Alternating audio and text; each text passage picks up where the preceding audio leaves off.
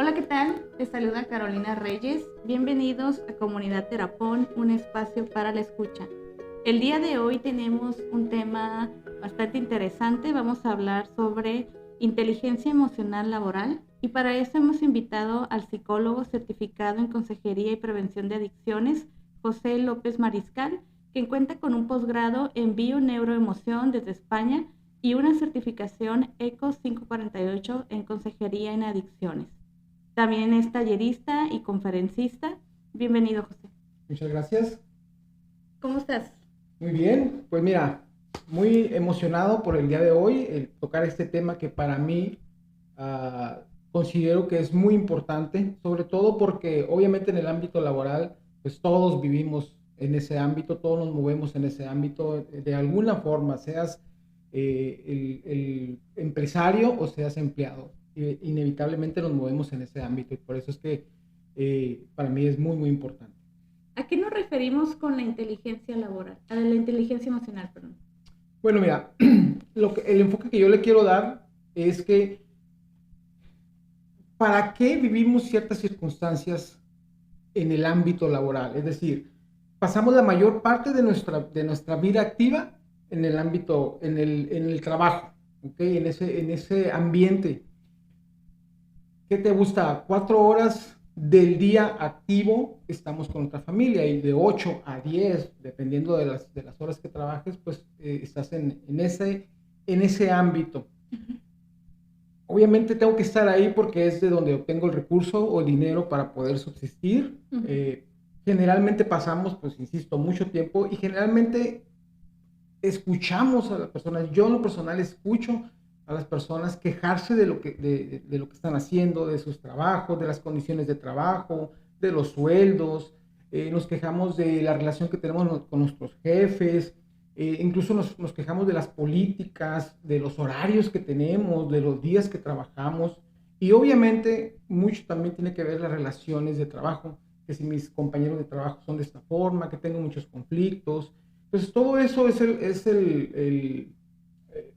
lo que genera el ambiente en el trabajo y es donde yo enfoco este tema que le denominé yo inteligencia emocional en el área laboral, porque la verdad es que basado en mi experiencia, no solamente como empleado, como supervisor, sino en el área de psicología, ahí es un tema que aqueja a muchas personas.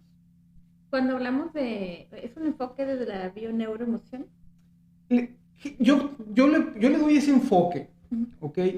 El tema del día de hoy yo traté de traerlo mucho a la práctica, a lo que escuchamos de las personas.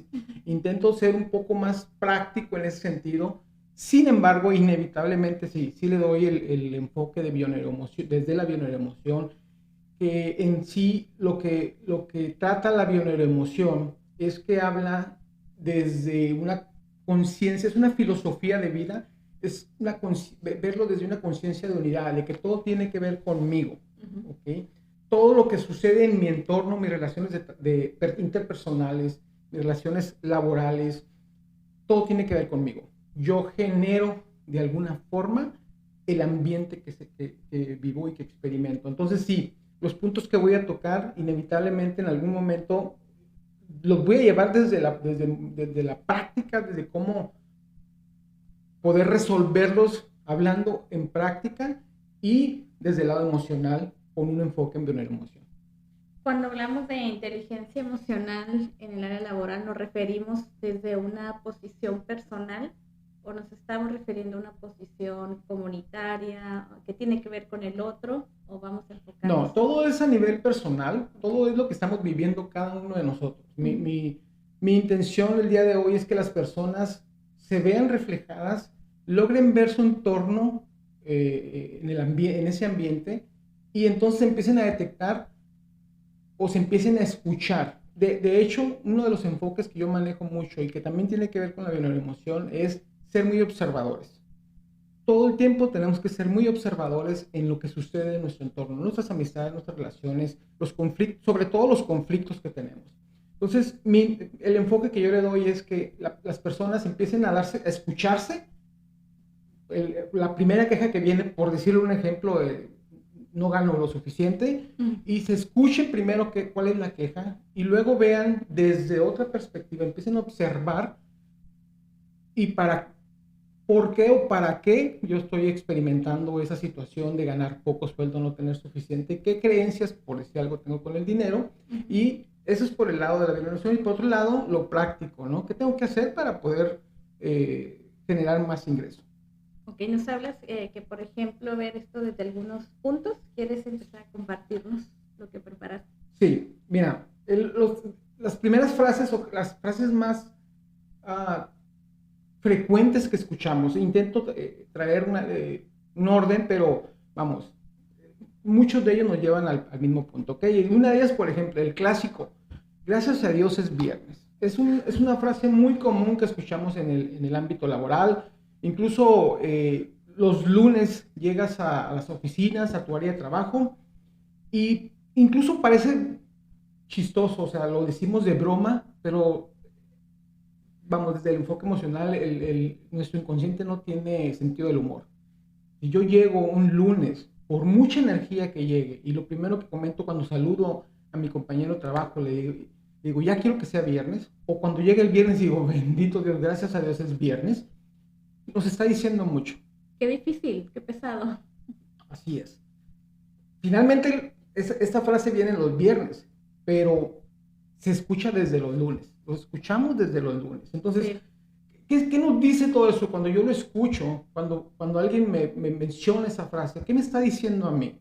Lo primero que me dice es que no estás a gusto donde lo que estás haciendo, o las condiciones de trabajo que tú consideras que tienes o que mereces no son las idóneas para ti, y entonces vienen este tipo de frases de gracias a Dios es viernes. Y se oye muy trivial, lo bromeamos mucho con ello, pero nos dice mucho. Es algo como tratar de hacer conciencia, ¿no? De vivirse desde la responsabilidad, no como desde la penitencia, ¿no? O desde el ya no hay nada que hacer.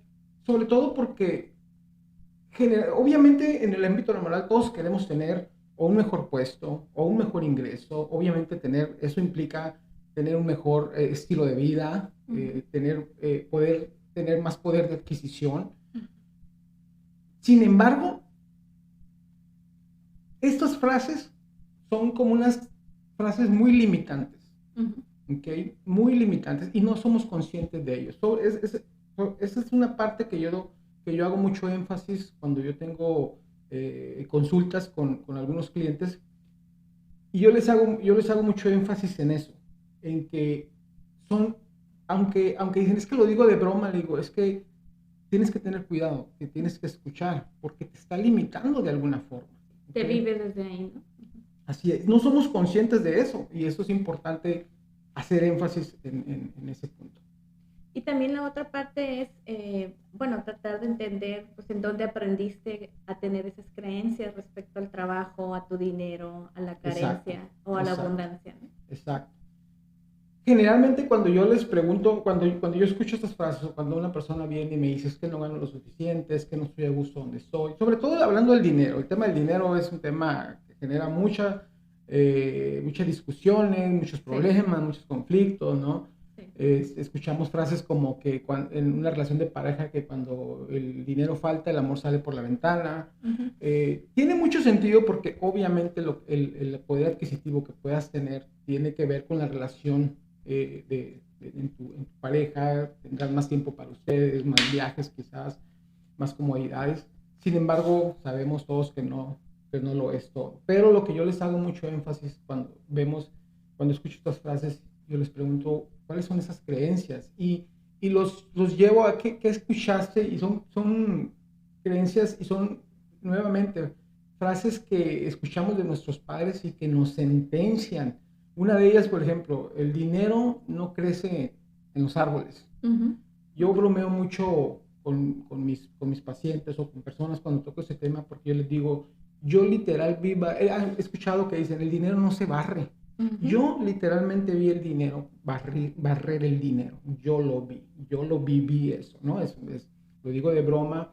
Sin embargo, le digo, no, sí se barre el dinero. Yo lo veía cómo se barría. En el trabajo de mi padre, donde a lo que él se dedicaba, yo me acuerdo. que se caía el dinero y lo barrían. Y digo, no sé si se barre el dinero, ¿no? Pero vaya, son creencias que nos sentencian y que parece que no tienen ningún efecto en nosotros, pero cuando empezamos a vivir en el ámbito laboral, cuando tenemos nuestra familia y vemos que no nos alcanza, que no sabemos qué hacer, es cuando vienen esas frases que están ahí en el inconsciente, que te están diciendo, no se puede, el dinero es malo, el dinero te lleva a la perdición, el dinero, tienes que trabajar muy duro para obtener el dinero. Y es esta parte también de hacer conciencia de que pueden ser pensamientos que están cargados de prohibiciones, ¿no? De castigos, de no merecer. Así es. Específicamente el no merecimiento. Es un tema muy no tan sencillo de explicar porque, y nuevamente, ¿no? Cuando le dice a una persona que tiene un problema de no merecimiento, todos decimos, es que yo merezco tener esto. Sí, pero es muy fácil decirlo, pero ¿qué creencias inconscientes hay atrás de eso para no sentirte merecedor? Y insisto, son creencias a veces tan claras como las que acabamos de mencionar y otras veces con mucho más profundas y mucho más escondidas, como ver qué ambiente viviste en tu entorno familiar con tus padres, cómo vivían ellos la experiencia del dinero, ¿no? Entonces, es un poquito más profundo, ¿no? Pero sí, tiene que ver con hablando específicamente del dinero, tiene que ver también mucho con el merecimiento. Otra de las cosas, claro, que yo he escuchado de las situaciones que vivimos, ¿no? Los que somos empleados, los que tenemos negocio, los que desde cualquier ámbito que tú lo quieras ver, ¿no? Esto no aplica nada más para los que son empleados, sino también para los que son dueños de las empresas, los empresarios, emprendedores. Pero otros, por ejemplo, ¿por qué no me ascienden? ¿No? Veo personas que tienen años y años en un mismo puesto y no, por alguna razón las oportunidades no le llegan a esa persona. Algunos no las buscan, otros no las quieren, otros no saben por qué, y son una de las quejas, es que aquí nunca ven, incluso llegan personas fuera de la empresa con menos tiempo y de repente son sus supervisores. Y también es una de las quejas que escuchamos mucho en el ámbito laboral. ¿Por qué no me ascienden? ¿Por qué no me motivan en ese trabajo? Este es un tema también muy importante porque también creemos que donde estamos nos tienen que estar motivando. Y eso es un error muy grave que cometemos las personas, porque el problema de esperar que nos estén motivando es que si no llega esa motivación, entonces entro en frustración. Entonces empiezo a creer que no soy bueno, que no hago bien las cosas, que este trabajo no es para mí, cuando en realidad la motivación tiene que ser de nosotros hacia afuera. Y yo lo que les doy de ejemplos o lo que les doy de consejos es que se hagan preguntas, que incluso los tengo en estos puntos, ¿estoy haciendo lo que realmente me gusta hacer? ¿Realmente disfruto lo que estoy haciendo? Yo siempre a mi equipo de trabajo yo les digo, yo quiero que se diviertan. Eso no significa que los quiero ver bailando y pateando por todos lados, no, pero el trabajo tiene que ser divertido. Y yo, en el caso personal, para mí divertido es ser creador, estar haciendo algo y decir, ok, esto que estoy haciendo lo puedo hacer mejor si le cambio esto y si le pongo esto. Y entonces eso te genera ideas y genera que tu día sea creativo en lo que estás haciendo y eso te divierte. Después vienen, sí, claro, levantarte 5 minutos a saludar, una broma, todo está perfecto. Sí, es importante, pero divertirse como tal, desde el punto donde yo se los planteo, es ser creativo en lo que estás haciendo, ¿no? Y eso es importante porque te motiva, te automotivas el saber que tu trabajo cada día es mejor y es más útil para los demás. Otra de los puntos que también escucho mucho es el dinero como motivador, ¿no? Creemos que el dinero es que... O es el fin. Sí, o sea, no me motivan porque pues ya tengo 1 año, 2 años ganando lo mismo. Si somos conscientes, si nos observamos, si vemos nuestras finanzas, nos vamos a dar cuenta que cuando llega un aumento de sueldo significativo, no hablo de incluso un ascenso o un incremento importante por algún premio, por algún buen trabajo que nos llega un aumento importante, 3 meses nos dura el gusto.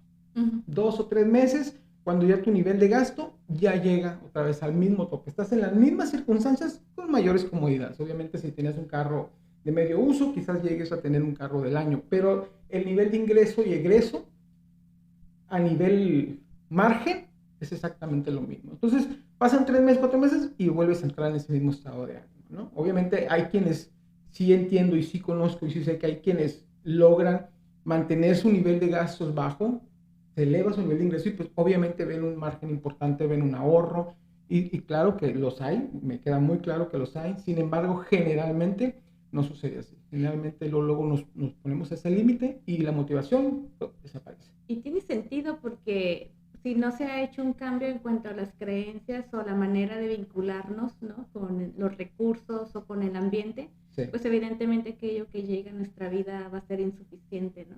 Así es. Y ahorita que decías acerca de esperar un reconocimiento, un ascenso, una motivación, pasó por mi mente la palabra desamparo, como pareciera que de alguna forma buscan cierta protección de parte de algunas figuras de autoridad dentro del área laboral, ¿no? Cuando en realidad pues tampoco es su función hacerlo, ¿no? Así o sea, es. vas ahí para otra cosa. Exacto. Eso lo vemos yo lo veo demasiado, con demasiada frecuencia. Esto lo pudiéramos, desde la perspectiva, por ejemplo, no soporto a mi jefe. Hay quienes escuchamos que no soporto a mi jefe, o hay quienes adoran a su jefe, o sea, aman a su jefe, ¿no? Es importante que haya una relación relativamente cercana, me refiero de respeto, de admiración hacia tu jefe, oye, pero hay una línea de mando, ¿no? Es una línea de autoridad muy marcada que debe existir, pero sí entiendo el respeto y la admiración que puedes tener por tu jefe. Sin embargo, es una línea relativamente delgada. O sea, o te vas muy arriba y proyectas.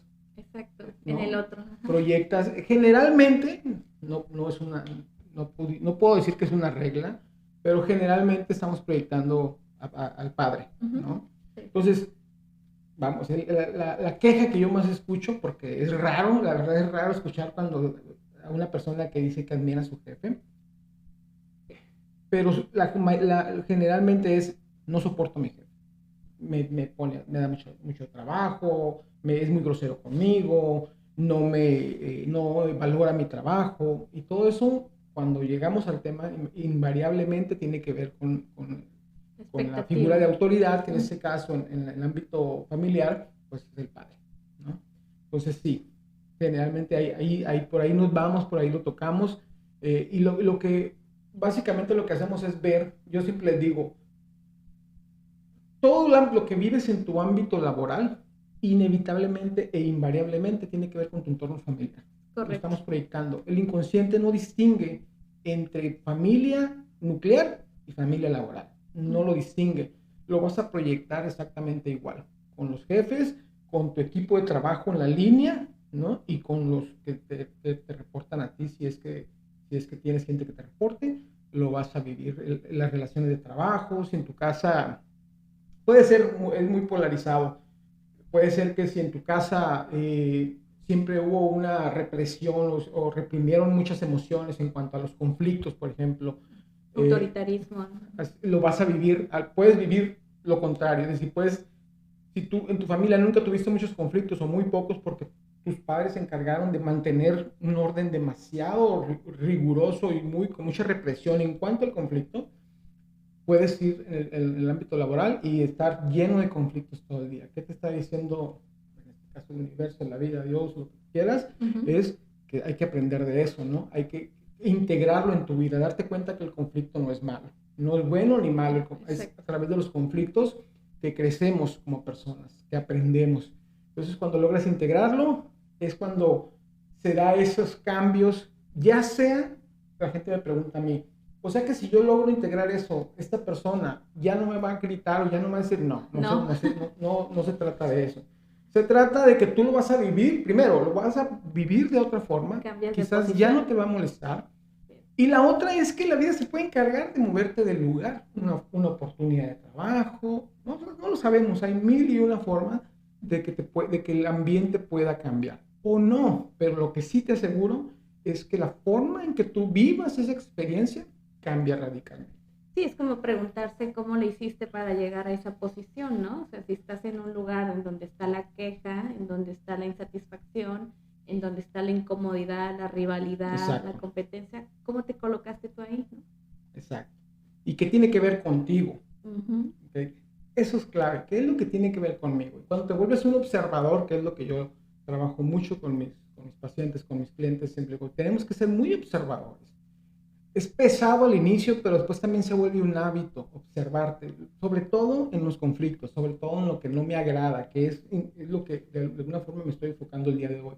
Todas esas quejas que escuchamos, todas esas situaciones que no me agradan en el ámbito laboral. Eso nos está diciendo muchísimas cosas. Es un tesoro que tenemos que saber observar, que tenemos que saber qué obtengo yo de eso y entonces trascenderlo o integrarlo en tu vida, ¿no? Una de las cosas, vaya, también que escucho es, o que yo lo detecto cuando estoy hablando con las personas, es que prefieren estar más tiempo en el trabajo. Hay algunos que literal lo expresan verbalmente, yo prefiero estar en mi trabajo que en mi casa, sí. y lo dicen porque en mi casa es un desastre, y hay quienes no lo dicen, pero cuando yo les pregunto, ¿y cuántas horas trabajan? No, pues trabajo 15 horas, 16 horas. Sí. Y me cuentan historias, sí, es que tengo muchísimo trabajo y es que si no lo saco el trabajo no gano dinero y si no gano dinero pues mi familia tiene que entender que sí, todo eso es verdad, todo eso es entendible, pero ¿qué hay atrás de eso? ¿No? Entonces, cuando eventualmente llegan con un conflicto, obviamente lo clásico, ¿no? Es que no estás en casa, si no estás en casa no hay relación o la relación se desgasta y entonces vienen los conflictos, ¿no? Y después la persona entiende que pasa mucho tiempo en el trabajo, pero ¿para qué? Es decir, ¿para qué yo estoy pasando mucho tiempo en el trabajo y no estar en casa? Y no necesariamente es tener en casa porque tienes una familia, No, claro que no. sino ¿por qué no disfrutas de estar en casa? ¿Por qué no ese equilibrio entre mi horario laboral y mi vida personal? Así es. ¿No? Entonces, también eso es un clásico que escucho yo con respecto a las horas de trabajo. Sí, la parte de qué pasa, ¿no? Entonces, en tu relación contigo mismo, ¿no? En tu espacio, porque pues llegar a casa regularmente, pues da una sensación de alivio, de tranquilidad, te conecta con otro espacio, con otras personas, ¿no? Así es. Y la evitación que surge ahí, ¿no? La resistencia de estar en ese espacio, en ese lugar, es como, pues, ¿de qué estás huyendo o qué estás evitando, ¿no? ¿Qué Exacto. estás evadiendo? Exacto. Muchos de esos puntos nos llevan a lo que ha estado muy de moda ya en algunos años, lo que es el burnout, ¿no? Que es cuando la persona se quema en el ámbito laboral, y me refiero específicamente a que llega incluso a entrar en una depresión muy fuerte o en un estado de ansiedad también muy fuerte. Yo ya me tocó ver un caso de esos con uno de los supervisores con los que están en mi equipo de trabajo, de que no pudo más, literal, tronó y tuvo que irse a casa y descansar un periodo muy importante de tiempo porque llegó en ese conflicto. Y nosotros nos preguntábamos, o sea, cuando veíamos el equipo de trabajo, preguntamos por qué. Revisamos su carga de trabajo y no era algo como desde nuestra perspectiva, desde las actividades laborales que lo pudieran, que nosotros creyéramos que le estuviéramos cargando demasiado trabajo, pero volvemos a lo mismo, es cómo lo vives. ¿Cómo estás viviendo eso? ¿Tienes conflictos en tu casa?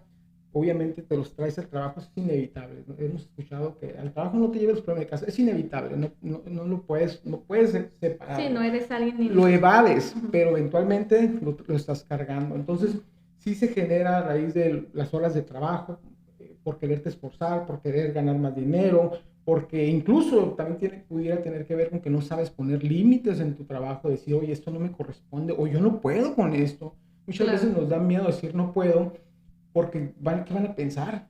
O no sé cómo hacerlo. O me van a quitar a mí y van a traer a alguien que sí puede. O quizás nunca te preguntas tus recursos, estás utilizando los recursos correctamente para optimizar tu trabajo, ¿no? Es algo que también yo enseño mucho a mi equipo de trabajo. Tenemos que optimizar todos los recursos. Conmigo Y pedir ayuda, ¿no? sí, También hay que aprender a delegar. Conmigo vacilan mucho porque yo uso 3 monitores. Entonces dicen, ¿qué estás haciendo? ¿No? Pero es una forma de optimizar mis recursos. Tengo todas las pantallas abiertas y tengo todo acceso de manera inmediata, ¿no? Y eso te ahorra tiempo, te optimiza, te mejora cantidad de cosas. Y a lo que voy con esto es que cuando observamos, cuando nos detenemos a pensar, a ver, ¿por qué no puedo poner límites para decir esto no me corresponde hacer, o esto yo no quiero hacer, o esto no puedo literalmente hacer, el tiempo no me da? Y entonces es cuando, como no lo haces por miedo a que te puedan despedir, por miedo a que crean que no eres bueno, por miedo a que crean que no estás haciendo el trabajo correctamente, no decimos, y luego vienen estos problemas que nos llevan, insisto, a un estado depresivo fuerte. Bien. ¿Qué más? Ser el mejor. Esta parte me encanta porque lo escuchamos mucho, no solamente en la manera, en el ámbito familiar, hablando del ámbito laboral, ¿no? Que nuestros padres dicen, tienes que ser el mejor, y tienes que ser el mejor. Pero nos lo dicen en redes sociales, los motivadores, personas conferencistas que motivan y dicen, es que tienes que ser el mejor. Yo les digo, es algo que de alguna forma yo intento aplicar en mi vida todos los días, ¿qué significa ser el mejor? Claro. Y hablando específicamente del ámbito laboral. Para mí, el ser el mejor significa dar lo mejor de ti. Uh-huh. Ser el mejor por querer ser mejor que mi compañero, que mi colega, se vuelve una carga muy pesada. Sobre uh-huh. todo porque nunca va a haber un límite para decir si efectivamente eres el mejor. Uh-huh. Porque incluso puedes estar en un nivel jerárquico más alto y aún así no sentirte mejor que esa persona. Porque en algún momento esa persona puede tener un punto que brille por alguna actividad que hizo y tú puedes decir, lo debí haber hecho yo. Entonces siempre les digo a las personas, ser el mejor significa dar lo mejor de ti, donde estés, haciendo lo que estés haciendo. Da lo mejor de ti, intenta aprender día a día y siempre darle el mejor servicio al cliente, ¿no? A todos los departamentos con los que trabajas, sin preocuparte si alguien está brillando, si alguien está haciendo las cosas bien o no. Tú, en lo que tú estás haciendo, claro, intentar ser el mejor, intentar dar lo mejor de ti. Y esa es la satisfacción que te queda a ti mismo para poder evaluarte tú y decir, bueno, yo sé que no sé todo, me queda muy claro que no sé todo, me queda muy claro que tengo mucho que aprender, pero lo que estoy haciendo, lo hago, soy el mejor, lo hago de la mejor manera. Y yo creo que ahí hay un punto importante que es también reconocer tus limitantes, ¿no? O sea, porque como seres humanos no sabemos hacer todo, ni tampoco a solas, y muchas veces tampoco dentro de los tiempos que a lo mejor quisiéramos. Sí. No siempre vamos a estar con la misma energía un lunes que un viernes quizás, o quizás después de un evento, ¿no? O una mala noticia. O sea, también el poder reconocer que pues nuestras emociones y nuestras necesidades van a ir cambiando. No digo que nos movamos en función de ellas, pero no nos podemos separar de ellas porque también es lo que somos. Sí. Y entonces esta parte de aprender también a pedir ayuda y también de aprender a vulnerarnos con responsabilidad dentro del área laboral, porque al final no dejamos de ser personas, ¿no? Y también decirle a los otros, pues, cómo somos y quiénes somos, ¿no? Y qué es lo que podemos hacer. Al final no pasa nada, ¿no? Exacto. Otro punto, fíjate, claro, que también escucho mucho y sobre todo hago mucho hincapié, ¿en tu trabajo eres indispensable o eres importante? Uh-huh. Generalmente nos gusta ser indispensables. ¿Por qué? Porque me hace sentir importante, me hace sentir que yo puedo, me hace sentir que yo resuelvo, me hace sentir que sin mí no puede funcionar cierta actividad o cierto negocio.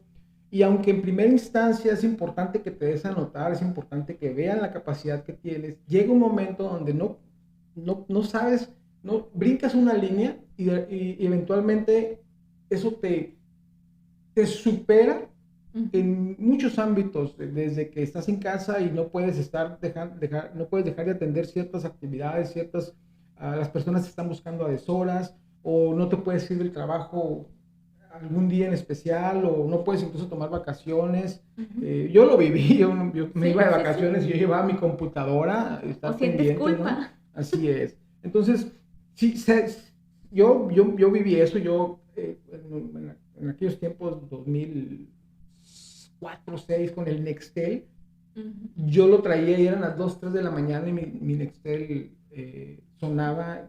En 4 años que estuve en un área de mucho trabajo, 3 veces fui al cine y 2 de ellas me tuve que salir de la película.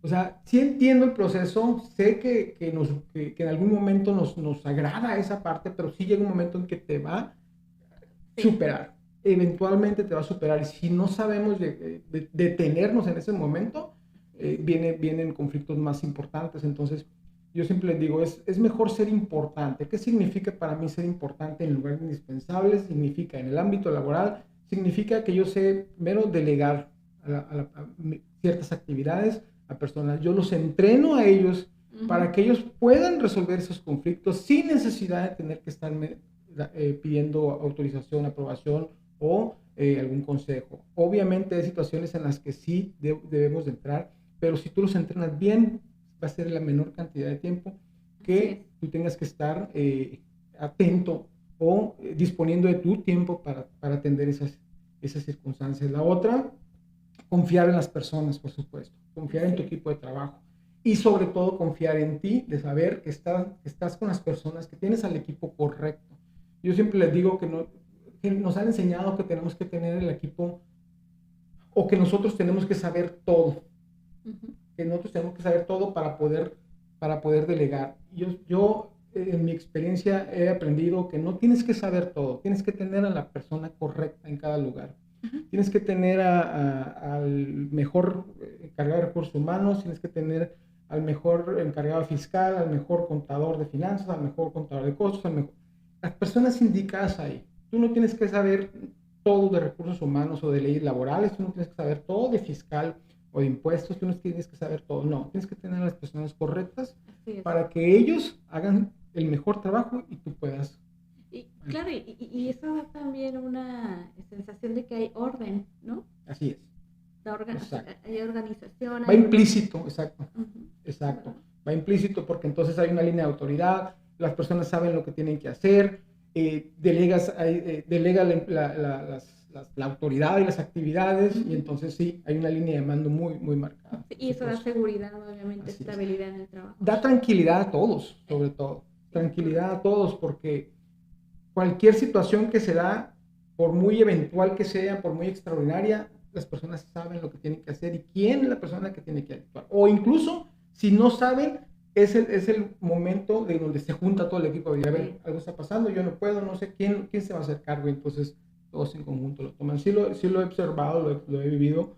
Y es un tema muy importante porque la gente, insisto, se sobrecarga y luego vienen conflictos, dificultades, pues, que generan mucha carga a la persona o al empleado. Así es. Y la otra parte también, la libertad, ¿no? O sea, lo importante de que te sientas en libertad haciendo lo que estás haciendo. Así es. ¿No? Tanto de tomar decisiones, de ejercer tu trabajo, como la libertad de descansar, de divertirte, de poder invertir en lo que desees, de soñar, de emprender algo. Es algo muy importante y no se puede hacer con todos estos... ahorita que estabas describiéndote estas conductas, ¿no? De estar contestando pues el teléfono en la madrugada o no poder decir que no, pensaba yo en la rigidez, ¿no? O sea, también uno se mantiene rígido en una posición y no terminas o no cambias de tu papel cuando entras por la puerta a tu casa o cuando entras a tu gimnasio o cuando vas al carro. O sea, hay momentos donde también te cambias el chip, ¿no? O sea, no tienes que seguir siendo ese que has sido por 8, 7, 9, 10 horas todo el día, toda la semana y toda la vida, ¿no? Exacto. O sea, que te vivas también distinto. Así es. De hecho, ahorita que lo que mencionas, dentro de los puntos que quiero tocar, es justamente, hay una frase que a nosotros, yo he aprendido que es muy limitante y sentencia, ¿no? El hecho siempre se ha hecho así. Es una frase que a nosotros, en el grupo donde yo trabajo, donde yo me muevo, evitamos a toda costa, ¿no? Sí, no hay crecimiento. No, exacto, no hay crecimiento. Es que siempre se ha hecho así, no, pues, mal. Esto no, es algo que no tenemos no tiene que estar en nuestro vocabulario, ¿no? Siempre se ha hecho así. Obviamente, sabemos lo que implica el cambio. El cambio es algo que la vida te va a enseñar, la vida siempre está cambiando, está en constante cambio, pero nosotros somos los que pegamos a eso, no queremos, no nos gusta porque nos da miedo lo nuevo. Siempre es normal que nos dé miedo lo nuevo. Y entonces esa frase de decir que siempre he sido así es porque no quiero que cambie, porque me da miedo el cambio. Siento confort, ¿no? Así es, exacto. Entonces también es una frase que escucho, así es, la escucho mucho y también genera muchos conflictos en los... Y te das cuenta que se vive, que se vive esa frase porque son empresas que no crecen. Fíjate, José, ahorita estaba pensando, entonces podemos decir que bueno, obviamente la psicología, ¿no? Pero desde la perspectiva de la bioneuroemoción, ¿podríamos decir que se puede usar para el desarrollo de una empresa? Sí, por supuesto. Por supuesto, fíjate. Yo puedo hablar desde mi experiencia y desde lo que yo escucho con mis pacientes, con mis clientes y desde lo que yo vivo a manera personal. Uh-huh. Insisto, ser bien observadores, ¿no? Estar constante en todos los ámbitos, pero estamos hablando del ámbito laboral, es ser muy observadores. ¿Qué me molesta de lo que está sucediendo? ¿Qué me molesta de las relaciones interpersonales? ¿Qué me molesta de las reglas, de las condiciones laborales que tengo, de mis jefes? Uh-huh. Ser muy observadores. La otra es cómo vivo yo la experiencia cuando estoy ahí. Es decir, yo puedo tener un ambiente laboral muy sano, pero yo no quiero estar aquí, ¿no? ¿Qué me está diciendo esto? Luego nos encontramos que de repente como que me despidieron. Desde la bioneuroemoción, desde el enfoque que yo lo manejo, nadie nos despide. Okay. Es un grito desesperado, inconsciente de que tú no quieres estar ahí. Y la vida es tan perfecta y tan hermosa que te va a decir, ¿no quieres? Perfecto, mira, vámonos, ¿no? Y lo vemos porque, vamos, puede haber un recorte y bajo ninguna circunstancia visible tú pudiste o debiste haber caído en ese recorte. Y claro, resulta que fuiste el primero, ¿no? Y dices, pero espérame, o sea, hago bien mi trabajo, lo hago... Si somos muy observadores y muy honestos con nosotros mismos, nos escuchamos, vas a caer en cuenta que muchas veces tú te decías a ti mismo, yo no quiero estar aquí, ¿qué estoy haciendo aquí? Sí, porque también no pienso al revés, que si hay un recorte, pero tú te vives desde la responsabilidad y fluyes en lo que haces, pues, ¿cuál preocupación entonces? Exacto. ¿No? O sea, te vives también desde la calma. Y eso no significa, claro, que no te vayan a despedir, sí. Pero es también cómo vives esa experiencia. ¿Me explico? Una persona que sabe que está haciendo bien su trabajo, que está tranquilo, que está consciente de que por supuesto puede pasar, no solamente que haya un recorte, sino que la empresa caiga en una situación, la economía mundial, la pandemia, ¿no? Y dices tú, pero pues ¿en qué momento? Y sucede, pero una persona que está consciente de eso, lo único que va a decir, ok, pues entonces ahora, ¿qué me toca, no? Claro. ¿Hacia dónde tengo que moverme? Puedes llegar a ser como más resiliente con estas... Sí, sobre todo cómo vives la experiencia. Aquí lo importante, donde yo hago mucho énfasis, es cómo vives esa experiencia, porque el recorte para uno puede ser perfecto, páguenme y me voy y en una semana estás en otro lugar y yo ya tengo X cantidad de dinero. Claro. Mientras que otro, en la misma circunstancia, en la misma posición, ganando lo mismo, dice, ¿y ahora qué voy a hacer? Es cómo vives la experiencia, ¿no? Entonces, esa es la parte que yo hago mucho énfasis en que seas muy observador y que te escuches. Hay una frase que me encanta que dice que, ahorita no me acuerdo quién lo dice, pero a lo mejor tú te la sabes, pero dice, somos demasiado tolerantes con las divagaciones de nuestra mente. Es decir, creemos que nuestros pensamientos no tienen ningún poder. O sea, yo no quiero estar aquí. Sí, no pasa nada. Sí, no pasa. Y resulta que en un momento menos esperado, suceden las cosas y dices, oye, espérame, ¿y yo por qué? Que luego no son tan inesperados como dicen. Exacto. Entonces, cuando ya lo vemos y las personas, a nosotros mismos no nos podemos contar. Nos contamos muchas historias, me queda muy claro. Pero cuando aprendes a ser muy observador, te das cuenta que tus pensamientos tienen el poder y sobre todo dices, ay, de veras, yo estuve pensando mucho tiempo eso. Claro, y que es la profecía autocumplida, ¿no? Así es, exacto. Justo, es una situación, la profecía autocumplida es, ese mismo pensamiento te lleva a tener miedo y ese miedo te lleva a cometer ciertos errores que eventualmente te llevan a ese despido del cual Claro. Tú tenías miedo, ¿no? Esa es la profecía autocumplida. Y luego decimos, pero ¿por qué me pasa eso? Oye, pero si lo pediste a Porque tú gritos, lo ¿no? hiciste. Claro, sí, exacto, exacto. Interesante. Sí. Otro punto, fíjate, ese yo lo veo a un nivel más de supervisión, pero a los que no son supervisores, yo siempre se los doy, también se los doy de consejo, pero yo lo veo más en el ámbito superior. Soy confiable. La frase soy confiable, yo les digo, ¿eres confiable? Y esto se los digo porque a veces me ha tocado platicar con personas y me dicen, es que no sé por qué no logro tener un puesto más importante o no logro posicionarme en un puesto de supervisor. Y a veces creemos que la confiabilidad, lo que decimos, cómo nos expresamos, no tiene nada que ver y tiene mucho que ver. Claro. ¿No? En las empresas, y sobre todo las empresas grandes, se da mucho que haya mucho rumor, ¿no? Y normalmente se maneja en la línea de jerarquía, ¿no? Por ejemplo,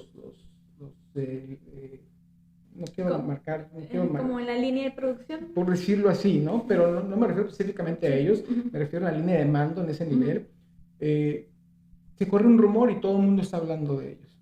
Como supervisor, nosotros tenemos que ser muy cuidadosos de no entrar en ese juego. Sí, de parar el rumor. Exacto. Nosotros tenemos, como supervisor tienes que ser una persona que sepa guardar el orden. El orden, que sepa, que sea confiable, que sea una persona que sea muy discreto en lo que se dice.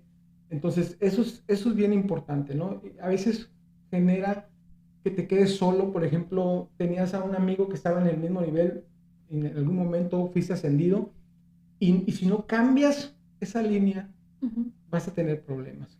O sea, como, digo, no sé si sea la frase correcta, pero es como no vas a tomar decisiones pues desde tus pasiones, ¿no? Así es. Sino desde lo que se tiene que hacer y la razón por la que estás ahí. Sí. Y luego nos encontramos con que mi amigo, el que se queda en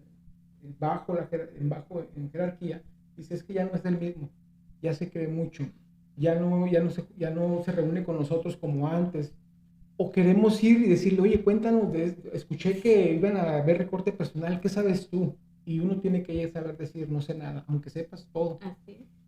Y si no eres consciente de eso, si no eres cuidadoso, le dices esa información, la información se corre en toda la empresa, puede generar un problema, te genera una huelga, no sé, cantidad de cosas, y esa persona es el responsable. Entonces, siempre les digo, debes de aprender a ser confiable, debes de ser muy discreto, debes de saber comprender que el que estés en otro nivel no significa que seas mejor persona que ellos, significa que manejas otro nivel de información.